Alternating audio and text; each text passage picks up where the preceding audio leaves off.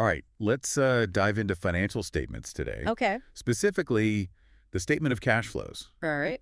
The one that might sound a bit intimidating, Yeah, but actually holds some seriously valuable insights, it does. even if you're not an accountant. Sure. Um, The statement of cash flows can be a bit of a mystery, but Yeah. once you understand it, you'll Yeah. see why it's so important. Right. It's all about understanding where a company's cash is coming from and where it's going, Right. which can tell you a lot about their financial health Okay. and future prospects. So I've heard it said that a company can be reporting great earnings Yeah, and still be hitting for trouble. absolutely. Is that actually possible? That's one of the big reasons why the statement of cash flows is so crucial. Yeah.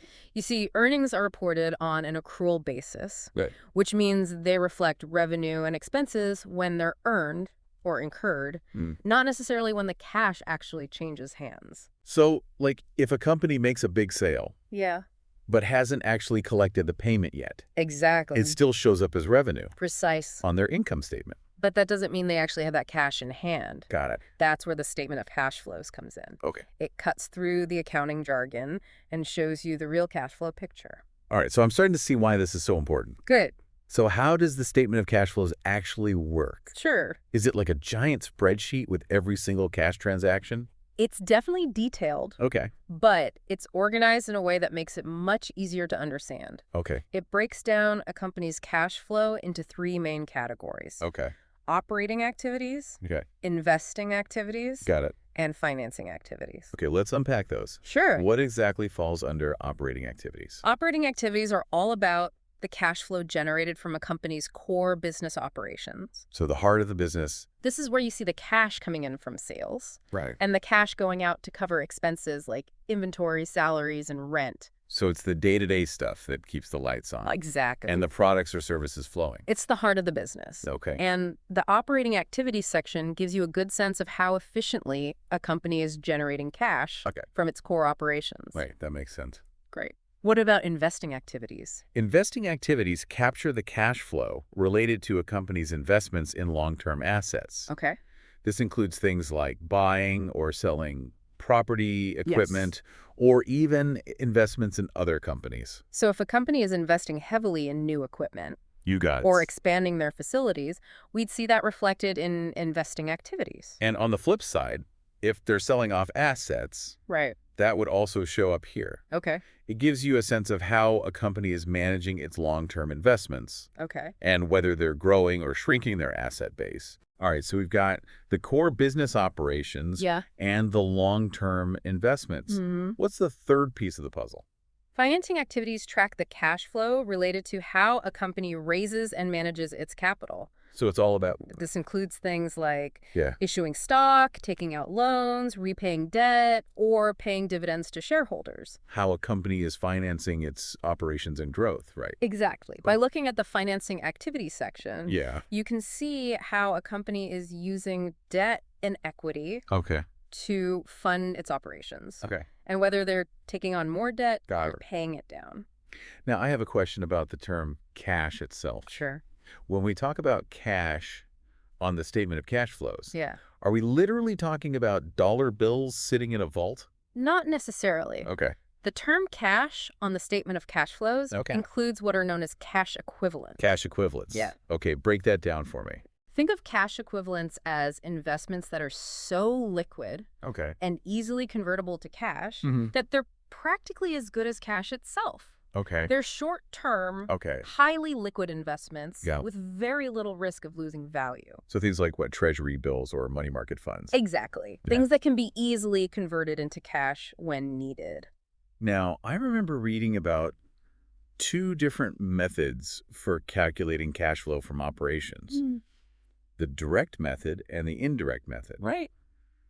Does it matter which one a company uses? It's important to be aware of the difference, but both methods ultimately lead to the same end result, Okay. the actual cash flow from operations. Okay. The more commonly used method is the indirect method, Okay. which starts with net income Mhm. and then makes adjustments to arrive at the actual cash flow. So why is the indirect method more common? It often aligns better with the way companies track their financial data. Okay. They're already preparing their income statements. Right. So starting with net income and making adjustments can be a more streamlined process. Makes sense. Yeah. So we've covered the basics. Right. The 3 main sections of the statement of cash flows, Yes, and the 2 methods for calculating cash flow from operations. we have.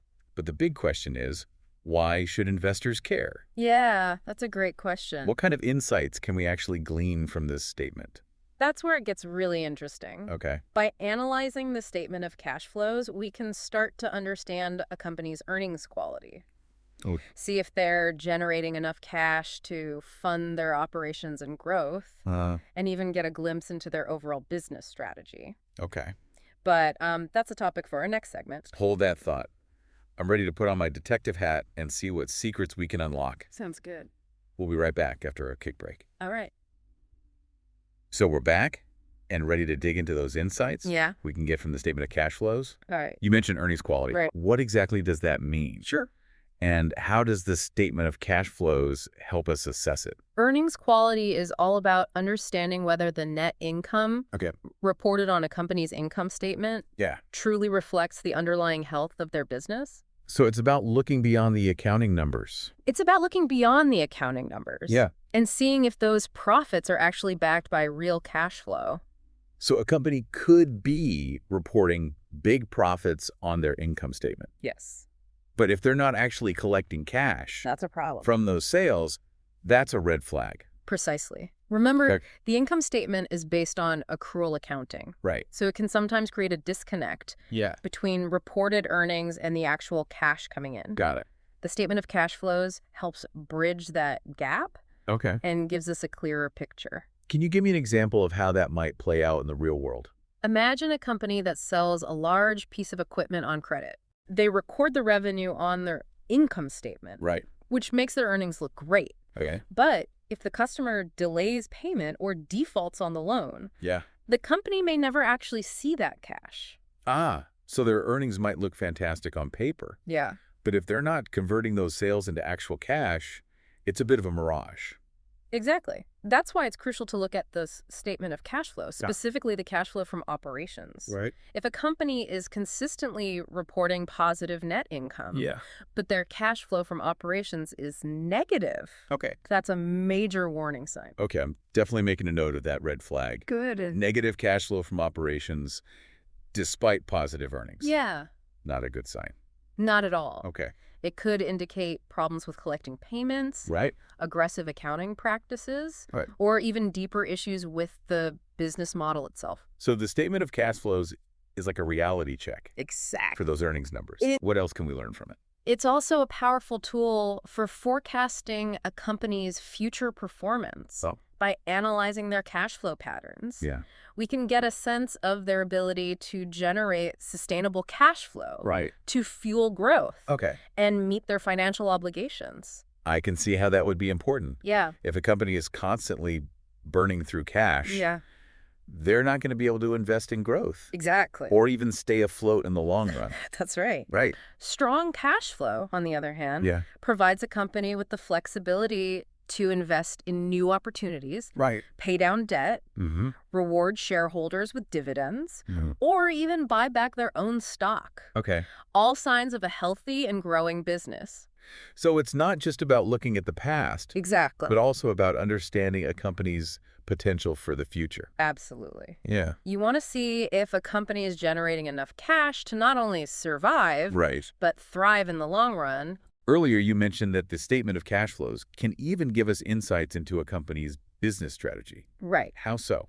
Different industries and business models Yeah. tend to have distinct cash flow patterns. Okay. For example, Yeah. companies in high-growth, capital-intensive industries Okay. like tech or biotech Mhm. often rely heavily on external financing Okay. to fund their expansion. So they might be issuing a lot of stock, Exactly. or taking on significant debt to fuel their growth. And we would see that reflected in their financing activities section Okay, of the statement of cash flows. got it. On the other hand, Yeah. more mature, established companies Wow. in industries like consumer staples or utilities Mhm. tend to generate enough cash flow from their operations to Yeah. fund their investments Yeah. and even return capital to shareholders. So they might be paying down debt, Precisely. buying back stock, or issuing dividends. Yeah. Signs that they're generating more cash than they need to reinvest in the business. By looking at these patterns in the statement of cash flows, Okay. we can gain insights into a company's growth stage, Right. their financial strategy, Mhm. and how they're positioning themselves for the future. Okay, that makes a lot of sense. Right.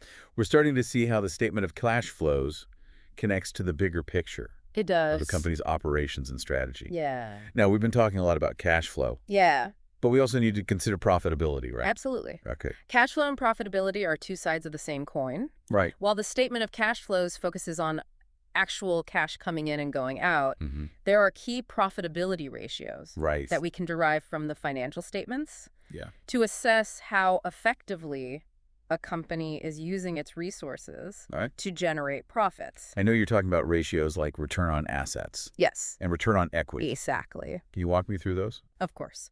Return on assets, or ROA, Yeah. measures how efficiently a company uses its assets Okay. to generate profit. Okay. It's calculated by dividing net income Okay. by average total assets. So if a company has an ROA of 10%, Exactly. that means they generated $10 in profit Yes. for every $100 of assets they employed during the period. The higher the ROA, Okay. the better a company is at squeezing profits out of its assets. And what about return on equity, or ROCE? ROCE focuses on the return generated for common shareholders. Right. It takes into account the cost of debt financing, Okay. and it's calculated by dividing net income minus preferred dividends Okay. by average common equity. So it's similar to ROA, Exactly. but it specifically looks at the return for those Yeah. who have invested in the company's stock. These ratios can be incredibly valuable when comparing companies within the same industry. Okay. For example, Yeah. if you're looking at two retailers, the one with the higher ROA and ROCE is generally considered to be more efficient and profitable.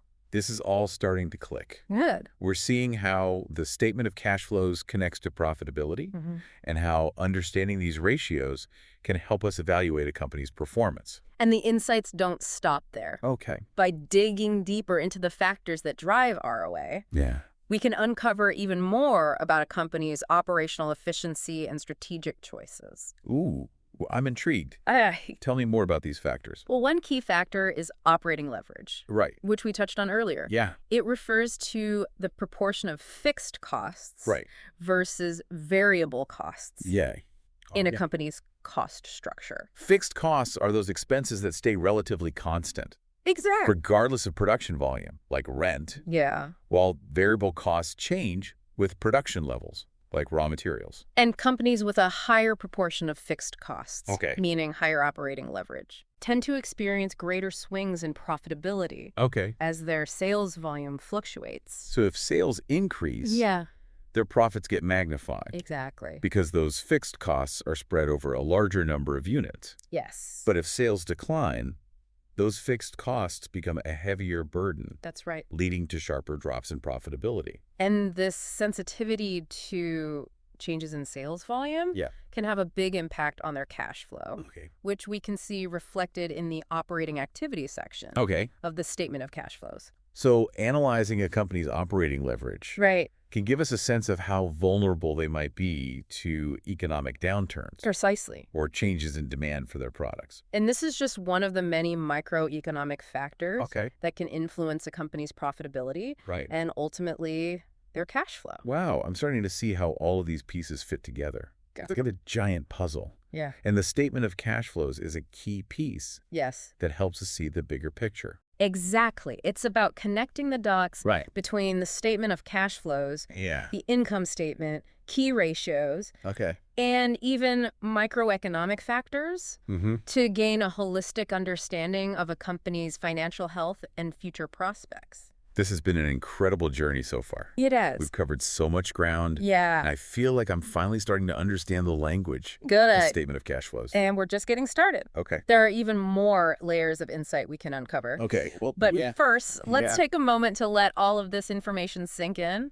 Okay. We'll be back shortly All right. to wrap up this deep dive with some final thoughts and takeaways. So before we went to that moment to let everything sink in, Yeah. we were talking about how microeconomic factors can influence a company's profitability Right. and cash flow. Yes. I'm ready to learn more about those factors. Well, we touched on operating leverage, Right. but another crucial element to consider is the cyclicality of sales. Okay. This refers to how sensitive a company's sales are to changes in the overall economic climate. So some businesses are more vulnerable to economic downturns than others. Exactly. I can see how that would impact their cash flow. Companies in industries like travel, Okay. luxury goods, Mm-hmm. or even automotive Yeah. tend to be more cyclical. Right. Their sales can fluctuate significantly during economic booms and busts. Yeah. Okay. On the other hand, Yeah. companies in sectors like healthcare, Okay. consumer staples, Right. utilities Yeah. tend to be more resilient. Okay. People still need groceries and medicine, Oh, even yeah. during a recession.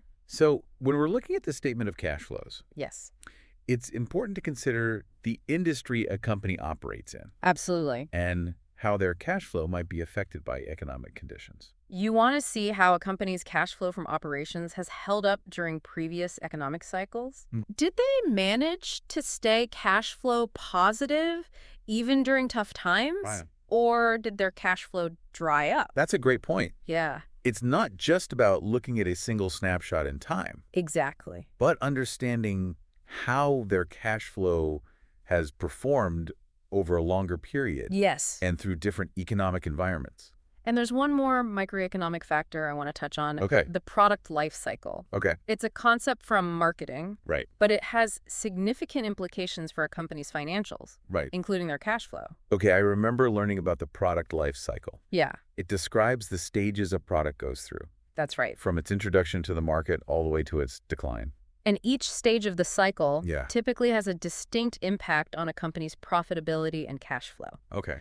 During the introduction and growth phases, Yeah. companies are often investing heavily in marketing and R&D Right. to build awareness and gain market share. So they might actually be burning through cash in those early stages, Exactly. even if the product has potential. It's not uncommon to see negative cash flow from operations during those early stages. Okay. Then, as the product matures Yeah. and enters its growth phase, Right. sales volume ramps up. Okay. Production becomes more efficient. Right.